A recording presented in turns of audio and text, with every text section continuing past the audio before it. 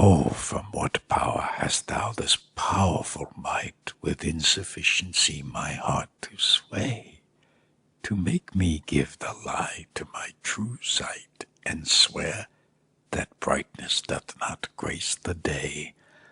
Whence hast thou this becoming of things ill, that in the very refuse of thy deeds there is such strength and warrantise of skill, that in my mind thy worst all best exceeds?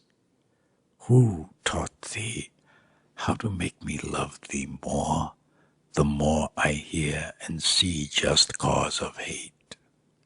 Oh, though I love what others do abhor, with others thou shouldst not abhor my state.